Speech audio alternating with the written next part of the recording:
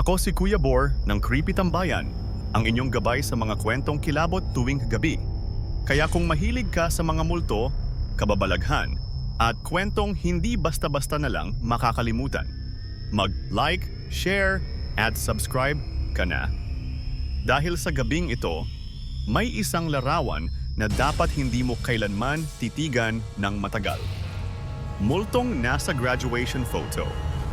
Taong 2016. Sa isang lumang pampublikong paaralan, abala ang mga estudyante sa paghahanda para sa kanilang nalalapit na graduation. Isa sa mga pinakamasipag sa klase ay si Mika, isang tahimik ngunit matalinong dalaga. Malapit na siyang magtapos sa high school. Pangarap ito ng kanyang yumaong ina, kaya hindi niya ito maaaring biguin. Sa araw ng graduation pictorial, lahat ay excited. Nag-ayos ng buhok, nag-makeup, at suot ang kanilang toga na kulay asul. Isa-isang pinapapunta sa harap ng camera ang mga estudyante, ngumiti, at click, isang saglit ng alaala ang nahuli sa lente. Pagkatapos ng pictorial, nagsimula na ang mga kakatuwang pangyayari. Pagkaraan ng ilang araw, natanggap nila ang kanilang preview copy ng mga litrato. Isang gabi habang nasa kwarto si Mika, tinitingnan niya ang picture nila ng buong klase sa laptop. Napangiti siya, ini-zoom ang mga mukha ng kaklase. Pero nang lumapit siya sa gilid ng larawan, may isang mukha doon na hindi niya matandaan. Isang babaeng may basang buhok, nakasuot ng puting damit, at nakatayo sa likod ng row nila. Hindi ito marumi o malabo. Maliwanag ito, para bang talagang nandoon siya sa mismong araw ng pictorial. Pero sigurado si Mika, walang ganoong tao sa kanila. Tinext niya agad ang group chat. Sino to sa gilid ng pic natin? May naalala ba kayong ganyan? Nagulat ang lahat. Walang makapagsabi kung sino iyon. Ang iba ay nagtawanan pa, sinabing baka extra lang or photobomb. Pero si Mika, hindi mapakali. Kinagabihan, nanaginip si Mika. Nasa gym sila, suot pa rin ang toga. Nakapila sila sa entablado pero nararamdaman niyang may nakatingin sa kanya. Paglingon niya sa likod, nakita niya ang babaeng nasa litrato, basang-basa ang buhok. Nangingitim ang mga kuko at nakangisi ng pilit. Biglang nagdilim ang paligid. Isa-isa niyang narinig ang hiyawan ng mga kaklase niya. Parang may hinahablot at hinihila. Hanggang sa siya na lang ang natira. Hindi ako kasama sa litrato, bulong ng babae habang papalapit. Pero ngayon, ako na ang bida. Napabalikwas si Mika sa kama. Basang-basa ng pawis, nanginginig. Pero may isa pang mas nakakatakot. Nakaprint na sa mesa niya ang graduation photo, kahit hindi pa niya pinapaprint. At mas malinaw na ngayon ang babaeng multo. Kinabukasan, isa sa mga kaklase nila, si Joey, ang natagpuang patay sa bahay. Ayon sa ulat, natagpuan itong nakangangya at tila natakot sa nakita. 2 araw lang ang lumipas, isa na namang estudyante ang namatay. Si Nina, nakasama sa parehong row ni Mika sa litrato. May isa silang kaklase, si Carl, ang biglang nawala sa klase. Nang matagpuan ito, wala sa sarili at palaging sinasabi, sama siya sa graduation, sama siya sa picture. Nagdesisyon si Mika na balikan ang gym kung saan sila kinunan. Sa tulong ng janitor na si Mang Lito, nalaman niya ang isang lumang kwento.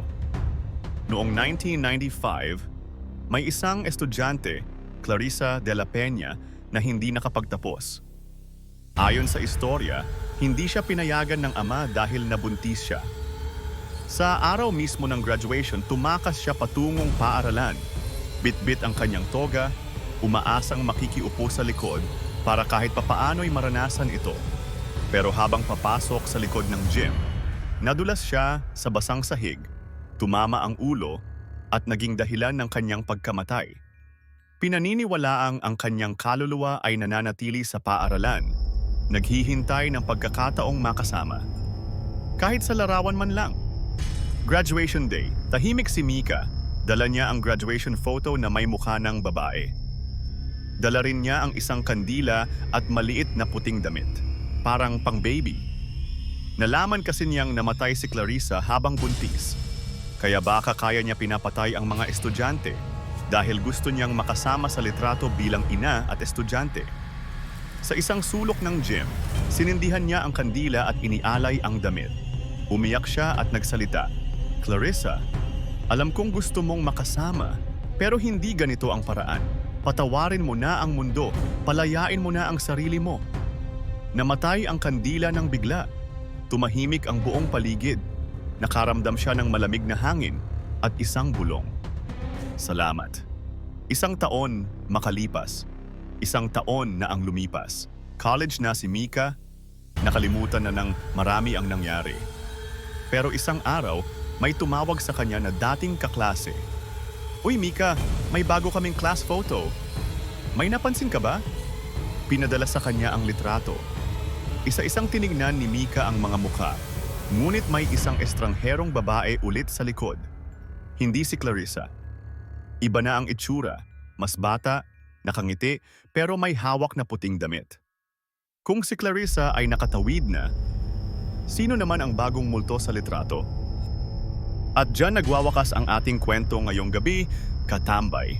Kung ikaw ay kinilabutan, nabitin, or napatingin sa likod mo habang nakikinig, ibig sabihin, nakuha ka na ng gabi. I-like mo na ang video at i-share sa mga kaibigan mong matapang din. O kahit yung mahilig matakot sa sarili nilang anino. Gusto mong ma-shoutout sa susunod na episode? Mag-iwan lang ng komento sa ibaba. Oo, binabasa naming lahat. Kahit yung medyo nakakatakot. At kung meron kang sarili mong kwento ng kababalaghan, ipadala mo na sa tambayancreepy@gmail.com. Baka ikaw na ang susunod na tampok sa ating gabing puno ng hiwaga. Hanggang sa muli nating pagkikita, mag-ingat ka lagi. At huwag mong hayaang maiwang bukas ang pinto. Paalam, Katambay. At tandaan mo, hindi lahat ng aninong gumagalaw ay guni-guni lang.